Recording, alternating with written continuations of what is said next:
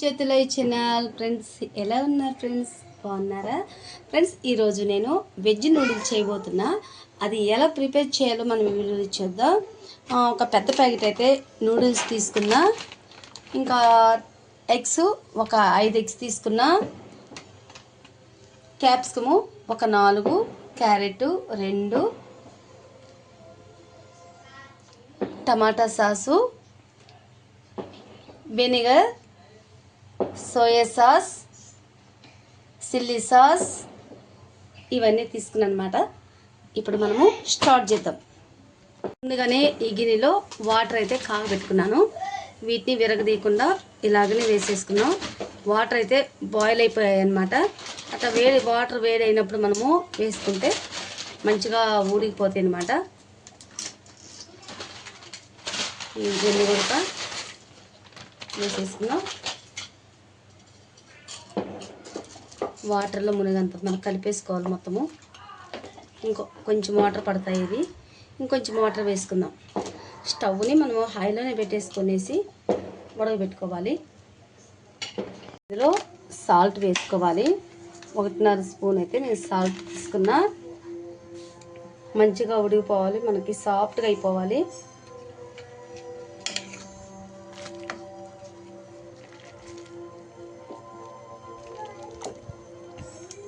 మూత పెట్టుకుంటే పొంగు వస్తుంది. మూత పెట్టకుండానే దగ్గరుండల్లో ఉడకబెట్టుకోవాలి. మనము ఈ పొంగు రాకుండా చూసుకోవాలి. మనకు పొంగు వచ్చిందనుకో స్టవ్ అంతా ఇదైపోతుంది అనమాట. ఓకే, మనకి చక్కగా ఉడికిపోయింది మనకి నూడిల్స్ మొత్తము. మనము ఇప్పుడు జల్లెడ గిన్నెలో వంచేసుకుందాం. మనం ఇలా జల్లెడ గిన్నె తీసుకొనేసి మొత్తం వంపేసుకోవాలి. మొత్తం ఆవిరి కమ్మేసింది.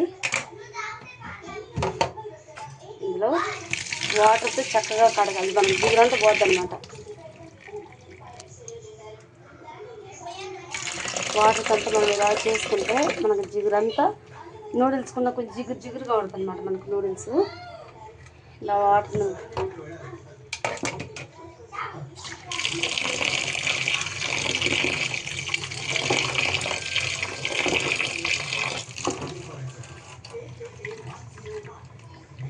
పక్కన పెట్టేసుకుందాం. వాటర్ అంతా ఒడిసిపోయిందా. ఇప్పుడు మనము స్టవ్ ఆన్ చేసుకొని ఆయిల్ వేసుకోవాలి. అయ్యో అది ఒక స్పూన్ నిండా ఆయిల్ వేసుకున్నా. అదే ఈ గరిటె నిండా ఆయిల్ వేసుకున్నా. మనము ఎగ్ ఫ్రై చేసుకుందాం. ఆయిల్ వేడైపోయింది. ఇలా ఎగ్స్ మొత్తం ఇలా కొట్టిపోసుకుందాం. మొత్తం 5 ఎగ్స్ కొట్టిపోసుకొని కొంచెం సాల్ట్ ఒక 1/2 స్పూను సాల్ట్ వేసుకున్నా. కలుపుకున్నాం. మంచిగా ఫ్రై అయ్యేంత వరకు ఫ్రై చేసుకోవాలి. స్టవ్ని సిమ్ చేసుకుంటూ ఫ్రై చేసుకుంటూ కలుపుకోవాలి. అది మాడకుండా ఉంటుందన్నమాట. ఇది మనకి ఎగ్స్ మనము పక్కకు పెట్టేసుకుందాం. ఇందులో ఒక 2 గరిటె నిండా ఆయిల్ వేసుకోవాలి.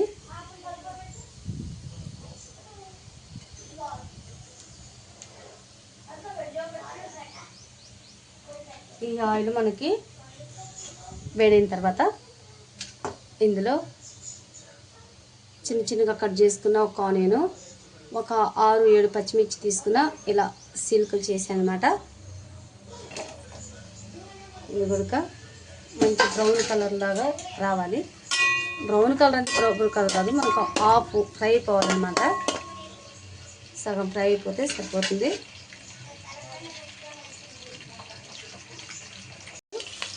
ఇందులో ఒక క్యాప్సికమ్ కట్ చేసుకున్నా, క్యారెట్ కట్ చేసుకున్నా కదా.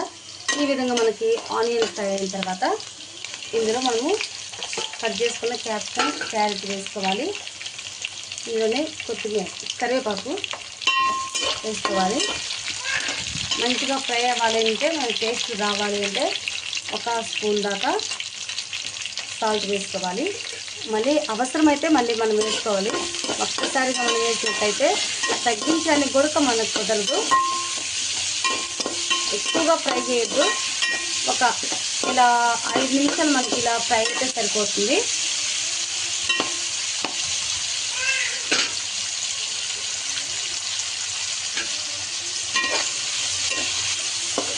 కానీ చికెన్ నూడిల్స్ అయితే చికెన్తో చేసుకుంటే ఇంకా బాగుంటుంది. ఈసారి జస్ట్ చికెన్ నూడిల్స్ చేసి మీకు ఇంకా అది ఎలా ఉంటుందో కూడా మీకు చూద్దు.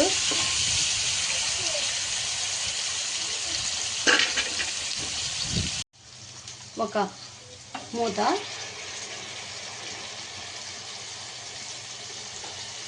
Soya sauce,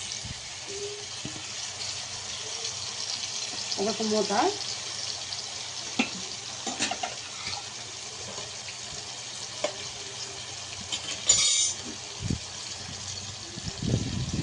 chilli sauce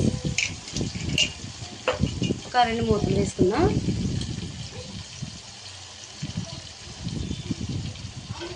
tomato sauce ఇంకొంచెం ఎక్కువ వేసుకున్నా ఏం కాదు, మరీ ఎక్కువ వేసుకున్నా అంత తక్కువ వేసుకున్నా బాగోదు.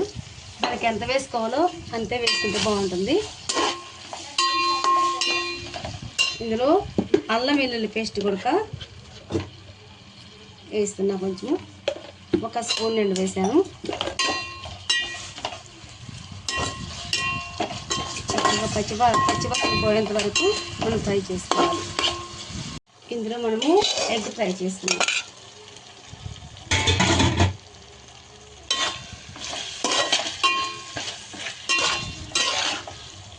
ఎగ్ ఫ్రై చేసిన అలా కలిపిన వెంటనే చూడండి మనము ఈ యొక్క ఉడకబెట్టుకున్న నూడిల్స్ వేసుకోవాలి.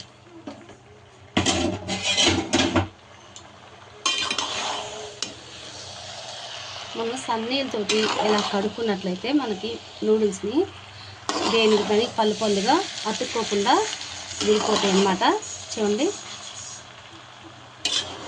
ఇందులో కారం వేసుకోవాలి, తగినంత కారము, తగినంత సాల్ట్. నేనైతే కొంచెమే వేసాను, వెజిటేబుల్ వేసాను కారము. ఇందులో మనము సరిపోలేదో సరిపోయిందని మనం చూసుకొని వేసుకోవాలి. ఇందులో కారం వేస్తున్నా 1.5 స్పూను, అంతా స్పైసీ తినేటోళ్ళు మేము ఇక్కడ. ఇందులో సాల్ట్ కూడా కొంచెం వేసుకున్నాం, ఒక 1/2 స్పూన్ వేసాను అన్నమాట.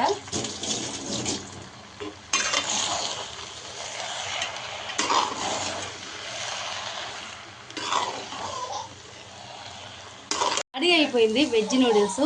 ఇంకా స్టవ్ బంద్ చేసి తీసుకోవడమే. చాలా బాగా వచ్చింది ఫ్రెండ్స్. నచ్చినట్లయితే లైక్ చేయండి, షేర్ చేయండి, సబ్స్క్రైబ్ చేసుకోండి. Okay friends, bye. నెక్స్ట్ వీడియోలో కలుద్దాం.